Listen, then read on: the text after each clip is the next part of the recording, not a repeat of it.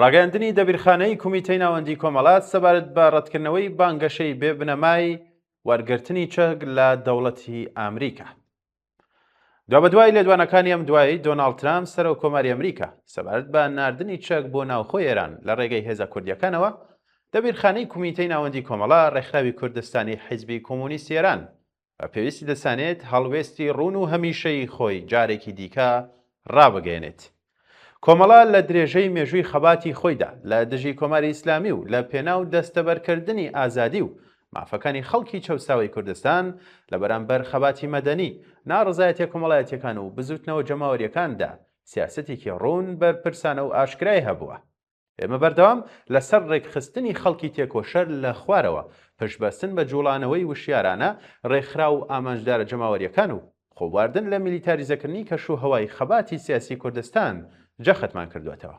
ئێمە بەردەوام جەخت لەسەر ئەو ڕاستیە دەکەینەوە کە خەباتی جەماوەر هەرچی زیاتر بەهێزی وشیاری و ڕێکخراوی خۆی پشەستور بێت، بۆ ئەندازەیەش توانای مانۆڕی هێزە سەرکوتگەرەکان سنووردارتر دەبێت و ئەگەری هێرش و دەستدرێژی بۆ سەرڕیزەکانی جەماوەر کەم دەبێتەوە. کۆمەڵانی خەڵکی کوردستان بە ئەزموونێکی دەوڵەمەند لە دەیان ساڵ خەبات ڕێگەی پڕهەوراز و نشێوی ئەم نەبەردەیان بەباشی ناسیوە. ئەوان دەزانن کە هێزی ڕاستەقینەی بزوتنەوەی شۆڕژگێڕانە و ئازادی خوازانە نەک لە پرۆژە سەپێنراوەکانی زلهێزە جیهانیەکان، بەڵکو لە هێزی ڕێکخراوی خودی خەڵک لە ناڕزایەتی وشیارانە و لە حزوری سربەخۆ و پشتبەست و بە ئیرادەی جەماوەردایە. کۆمەڵا ڕێک لەسەر ئەم بنەمایە ناسراوە، متمانەی بەدەستهێناوە و هێزی لێ وەرگرتووە.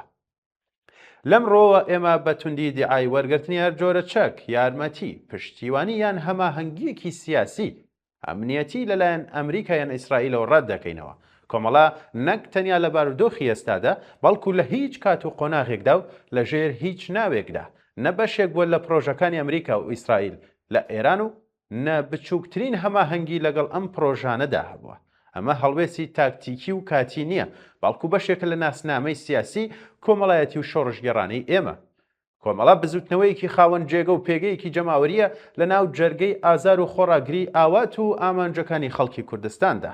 مەشروعیەت و متمانەی ئەم ڕێکخراوە نە لە ژوورە فکریەکانی دەوڵەتە بیانیەکان، نە لە پەیوەندیە ژێربەژێرەکان و نە لە سات و سەودا ئەمنیەکان، بەڵکو لە متمانەی جەماوەر لە پەیوەندی لەگەڵ کرێکاران، ژنان، لاوان و زەحمەتکێشانی کوردستان و سووربوون و پێداگری لە سەرنەریتی سربەخۆ و ئازادی خوازانەی خەباتی شۆڕژگێڕانەوە سەرچاوەی گرتووە.